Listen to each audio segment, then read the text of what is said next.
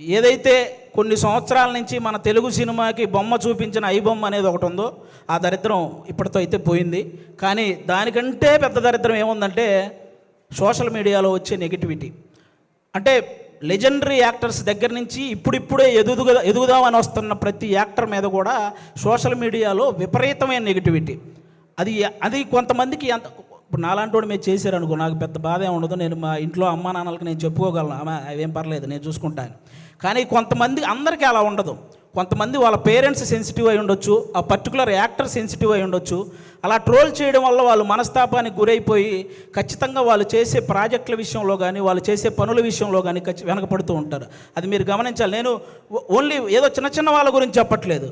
మన తెలుగు సినిమాని ఆల్మోస్ట్ మన దేశాన్ని తలెత్తుకునేలా చేసిన రాజమౌళి గారు లాంటి వాళ్ళే ఒక పోస్టర్ వదిలితే దాని మీద ట్రోల్ చేసి ఆయన్ను కూడా తలదించుకునేలా చేస్తున్నాం.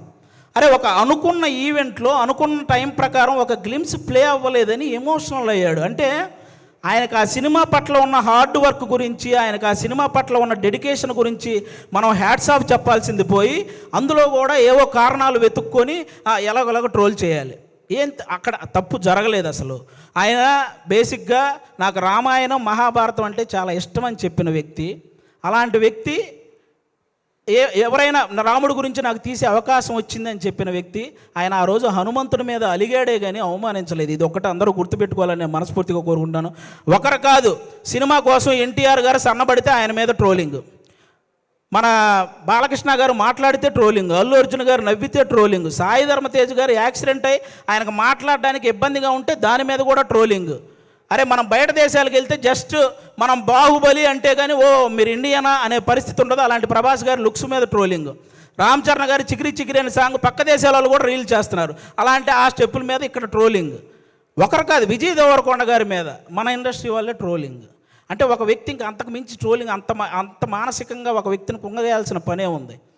ఇప్పుడు బాహుబలి, RRR, పుష్ప ఎలాగో ఒక వర్గానికి అర్జున్ రెడ్డి లాంటి సినిమా కూడా అలాగే. అతనికి బౌన్స్ బ్యాక్ అయ్యే టైం కూడా ఇవ్వకుండా అతని మీద అంత ట్రోల్ చేస్తూ ఉంటే అతను ఎంత ఇబ్బంది పడతాడో ఆలోచించాలి. ఒక శ్రీలీల అని ఒక తెలుగు అమ్మాయి ఇక్కడి నుంచి బాలీవుడ్, తమిళనాడు ఇలా వెళ్ళి అన్ని ఇండస్ట్రీల్లో వర్క్ చేస్తుంటే ఆ అమ్మాయి డ్యాన్స్ చేస్తుంది కానీ యాక్టింగ్ పెద్ద. ఇప్పుడు భగవంత కేసరి అనే సినిమా నేషనల్ అవార్డు దృష్టికి వెళ్ళిందంటే బాలకృష్ణ గారి పర్ఫార్మెన్సు, అలాగే అనిల్ రావుపూడి గారి కథతో పాటు శ్రీలీల గారి పర్ఫార్మెన్స్ కూడా వన్ ఆఫ్ ద రీజన్ కదా. అలాంటి అమ్మాయిని అంత బ్లేమ్ చేయడం ఏంటి? ఒకటిగా మెగాస్టార్ చిరంజీవి గారి మీద డీప్ ఫేక్ AI వీడియోలు చేశారబ్బా. ఇంతకంటే దరిద్రం ఏమైనా ఉంటుందా? నాకు తెలిసి ఆయన రికార్డులు కొట్టిన పోస్టర్లు గోడల మీద పడేటప్పుడు ఆ ట్రోలింగ్ చేసినోడు వాళ్ళ అమ్మ కడుపులో కూడా పడి ఉండడు. అలాంటి వ్యక్తులు వాళ్ళు. ఆయన 3 దశాబ్దాలు 1వ నంబర్ పొజిషన్లో ఉన్నప్పుడు వీడికి అసలు ఒకటంటే ఇలా ఉంటుందని కూడా తెలియదు. మన తుఫాన్ వచ్చిన ఆయన సినిమాల కోసం మనం పరిగెత్తుకుంటూ వెళ్తున్నప్పుడు వాడికి నడవటం కూడా వచ్చి ఉండదు. అలాంటి వాడు వచ్చి మెగాస్టార్ చిరంజీవి గారి మీద ట్రోల్స్. అరే, మెగాస్టార్ చిరంజీవి గారు ఒక స్టేట్కో ఒక క్యాస్ట్కో సంబంధించిన వ్యక్తి కాదు, ఒక దేశం గర్వించదగ్గ వ్యక్తి మెగాస్టార్ చిరంజీవి గారు. అలాంటి వ్యక్తి మీద ట్రోలింగ్. ఈ ట్రోలింగ్ ఎందుకు, వీటి వల్ల సినిమా ఎందుకు చనిపోతుంది అంటున్నానంటే, నేను హీరోల మీద ట్రోలింగ్ చేయడం వల్ల, ఇంతమంది స్టార్ హీరోల మీద ట్రోలింగ్ చేయడం వల్ల రేపొద్దున తెర మీద వాళ్ళు హీరోయిజం చూపించినా అది చాలా కామెడీగా అయిపోతుంది నార్మల్ జనాలకు, చూసే వాళ్ళకి. అందుకే ఆ హీరోయిజం ఫెయిల్ అవుతుంది కాబట్టే సినిమాలు ఫెయిల్ అవుతున్నాయి.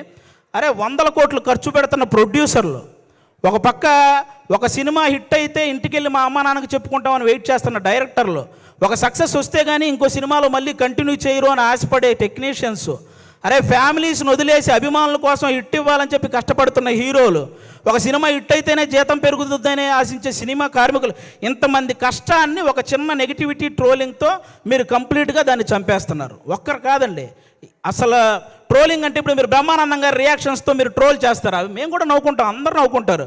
కానీ ట్రోలింగ్ అనేది నవ్వుకునేలా ఉండాలి కానీ నవ్వుల పాలు చేసేలా ఉండకూడదని ఒకసారి ఆ చేసే వాళ్ళకి నేను మనస్ఫూర్తిగా కోరుకుంటున్నాను.